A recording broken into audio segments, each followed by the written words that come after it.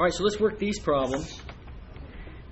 So what I'm going to do is I'm going to show you the reactions. I think that you can see that a simple supported beam with a load P in the middle, you're going to get a reaction on the left side that's up equal to P over 2, and on the right is also going to be up at P over 2.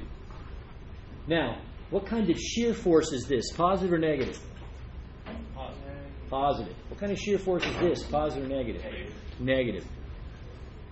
So that means I know that my shear diagram is going to start off at P over 2, and it's going to end at negative P over 2. I also know that the change in shear is equal to the area under my load curve. Well, let's see. Let's look at this first half of the beam, L over 2. What's the load curve from 0 to L over 2? It is 0. So what's the area under that curve? 0. So what's the change in shear? 0. So if it starts at P over 2, it is going to end at P over 2. And what kind of curve will connect those points? Yeah, according to our theory, the slope or the derivative of the shear diagram is equal to the load. And what's the value of the load everywhere?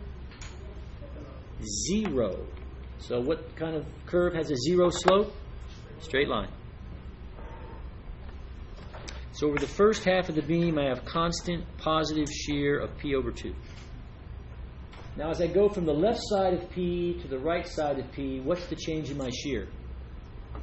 It's equal to that load, P. Is that a positive load or a negative load? Negative. So, sweet. Positive P over 2 minus P is negative P over 2.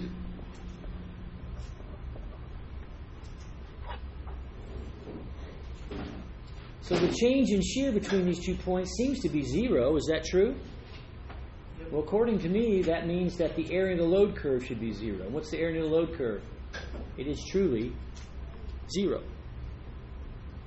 What's the slope of the shear diagram? It's equal to the load. What's the value of the load everywhere?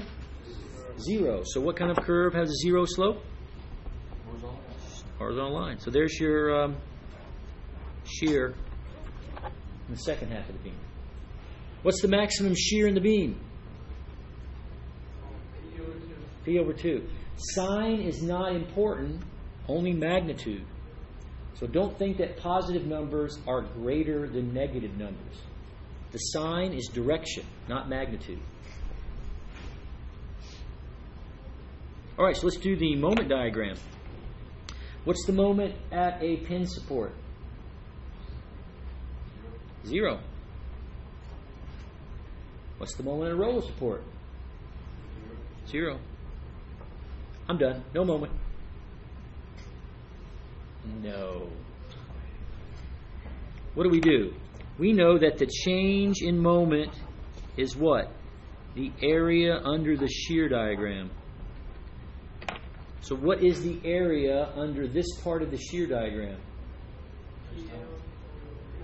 P over 2 times L over 2. That's PL over 4. Is that positive or negative? That's a positive area. So 0 plus that brings me to PL over 4. I also know that the slope of the moment diagram is equal to what? The shear.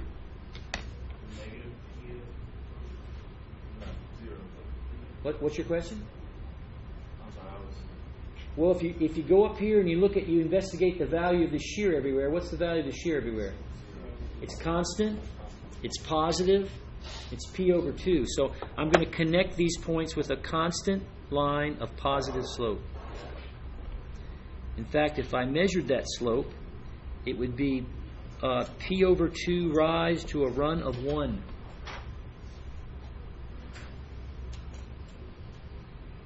Now from the middle of the beam to the end, the change in moment should be the area of the shear diagram. What's the area of the shear diagram on that section? Well, it's a rectangle. L over 2 times minus P over 2. So that's minus PL over 4. So PL over 4 minus PL over 4. Yeah, we found our way home. Excellent.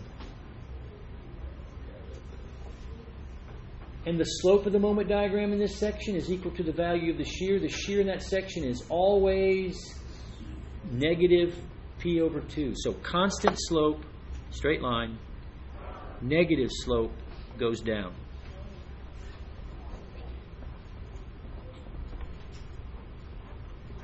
What's the maximum moment in this beam and where does it occur?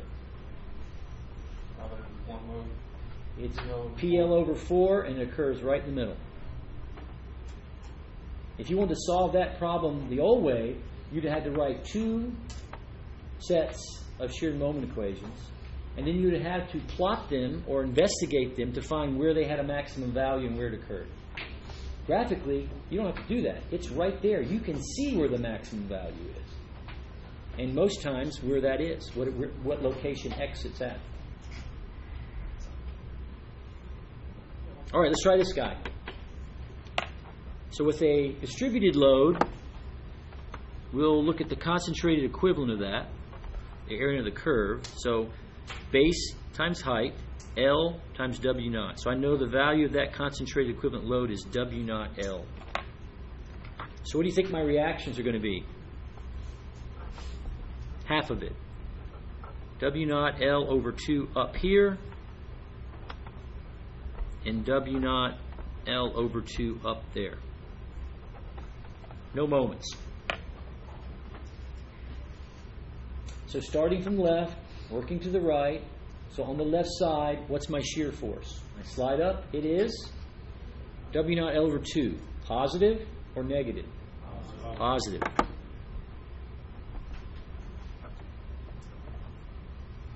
Do I know my shear force anywhere else? Yeah, right there. What is it? W naught L over 2. Is it positive or negative? It's negative. So again, I know where my curve begins. However it goes through there, I know where it ends. So let's go back and see. The change in shear is the area in the load curve. So I look up, my load curve is continuous through the whole structure. So what's the total area under my load curve? Well, I've already computed it. It's W naught L, right? Is that positive or negative load? Negative. So if I start at W naught L over 2 and subtract W naught L, I get negative W naught L over 2. So that's good. What's the shape of my shear diagram? What's equal to the load? So I look up, my load is here, what? Negative W naught. What's it here? Negative W naught. In fact, it's negative W naught everywhere. So it's a negative slope, and it's constant. So there is my negative constant slope.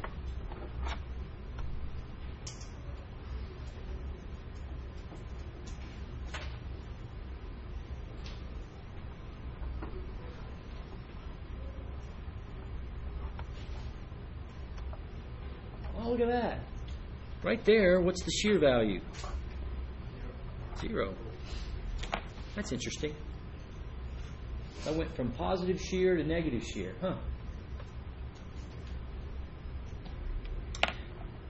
Let's come back to that later. I think I see the future here too. So what's the moment at the left side? 0. It's a pin, so it's 0.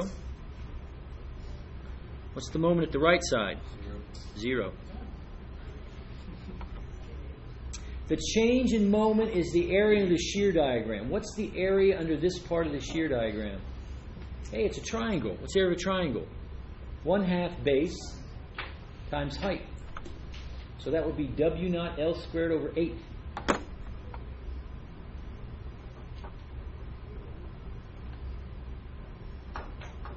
And that's a positive area, so it's a positive change.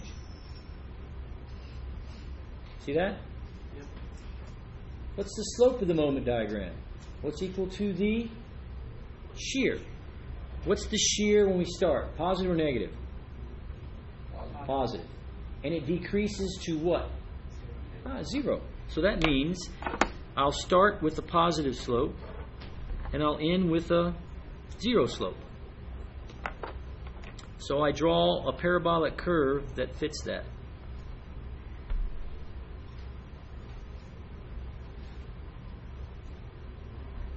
So let's go to the next section. The change in moment between these 2 points is given by the area under the shear diagram, which is a triangle. So 1/2 base, L over 2, times height, negative W naught L over 2. That's negative W naught L squared over 8. So if I start at positive W naught L squared over 8, subtract W naught L squared over 8, I get 0. Yay! We've found our way home again. And now the slope is given by what? The shear diagram. So starting here, what's the value of the shear? 0. And then the shear increases to a large negative value. So I come over here and I sketch in a negative slope. And then all I do is start with 0.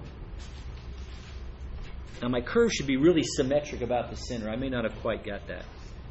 So there's my moment diagram. What is the maximum moment in the beam? Yep. It's W naught L squared over 8. It happens at the middle, and you'll know that. Notice the maximum occurs when the shear is 0. Why is that true?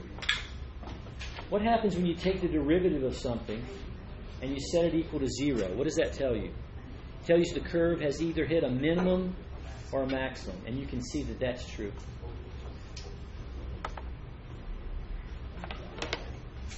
Any questions about that? I have a question. Yep. If at, say, where the roller is, there was another point load, and Like right above it? Yeah. Uh-huh. So how would that change? Well, it would change your reactions. Okay. And when you got to the end, you'd have a different value for your shear. It was. We might work one of those. Not today. We're kind of running out of time.